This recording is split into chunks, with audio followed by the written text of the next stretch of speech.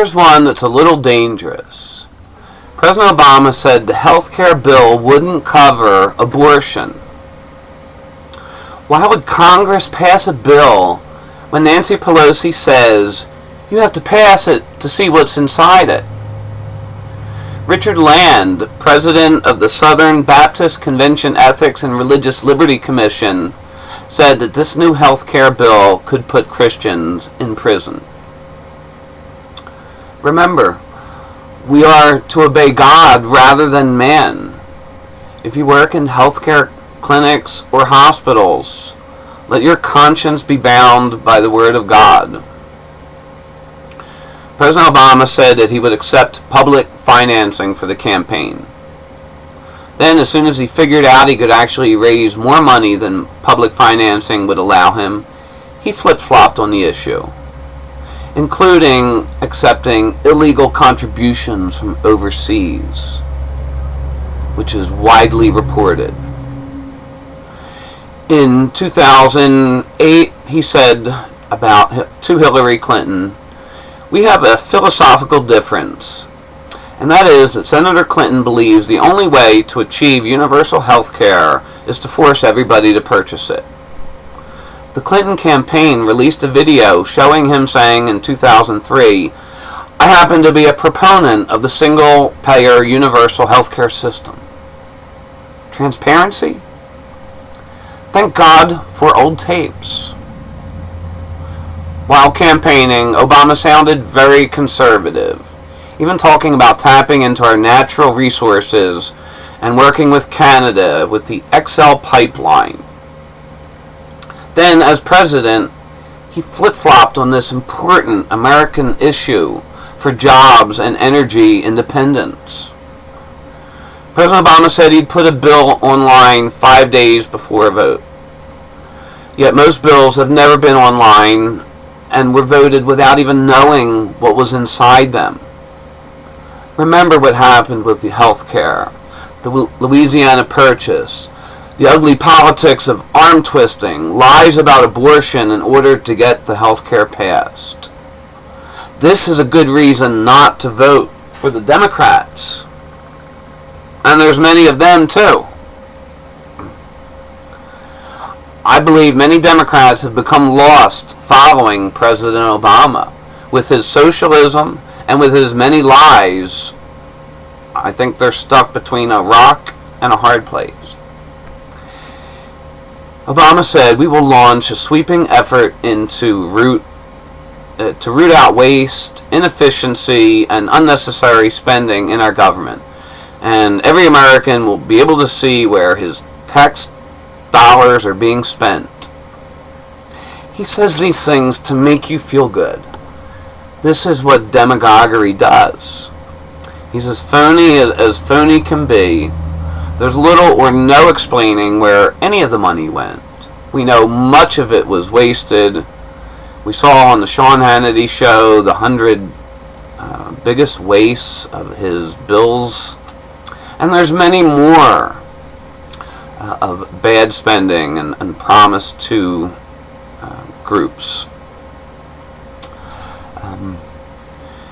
He talked about tough border security. Yet after becoming president, he halts work on a virtual fence and sues Arizona and Alabama for doing something about illegal immigration, something the government has failed to do. This is at the heart of what's wrong with President Obama. He divides America. He lied about saying the troop search in Iraq wouldn't work and wouldn't make a difference. And then after we had victory, he said he knew it would make a difference. He also said the war in Iraq was unwinnable. What president says something like that while we are in battle? Our president lied by leaving open the possibility for the longest time for a lawsuit against telecommunications companies, knowing he would go against his home base. President Obama is power hungry. You know he was going to keep listening in on the terrorists and Americans. He'll attack Republicans for doing it and then take it even further.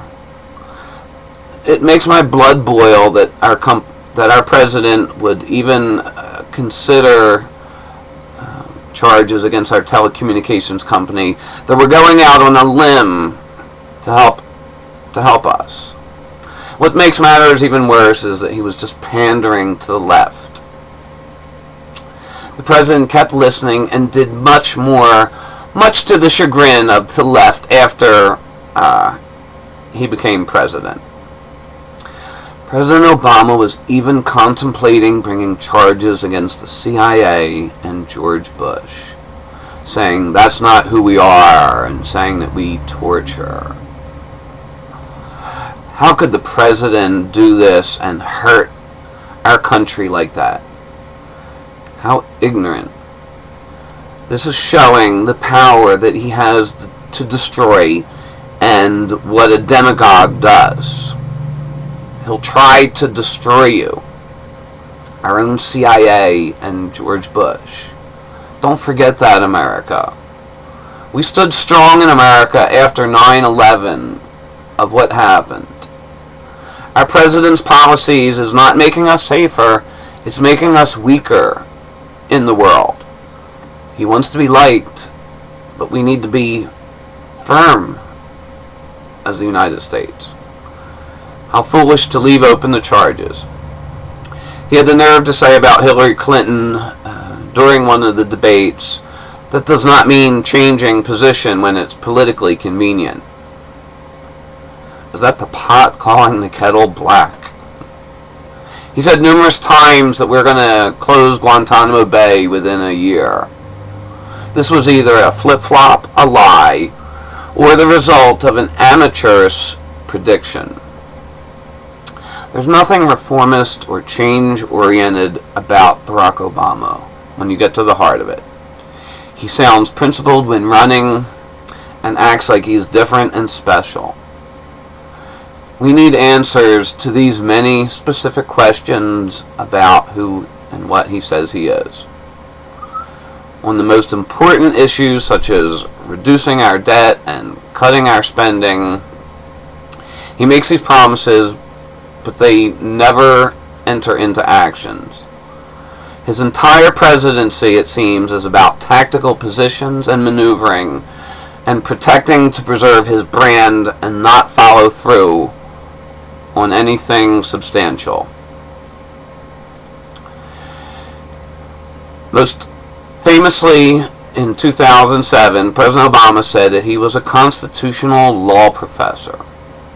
A spokesman for the Republican National Committee immediately took exception and said that he was never a law professor, that he was a senior lecturer. These are some of the many lies we know about, and I know I'm missing some. There's many things that the president isn't telling you. Most of them are not conspiracies. Most of them have been proven. Order this book on before July 4th, and you'll receive a free PDF update when we update it. Because there will be many additions to this book. If there's something that you feel like I've missed, please contact me at joesinkowski.com. Befriend me on Twitter. I do want you to know that I believe the Bible, and I do pray for our president. And I believe America should be in prayer and fasting for our president. We should be repenting not only for our own sins, but the sins of our nation. Thank you, and God richly bless you.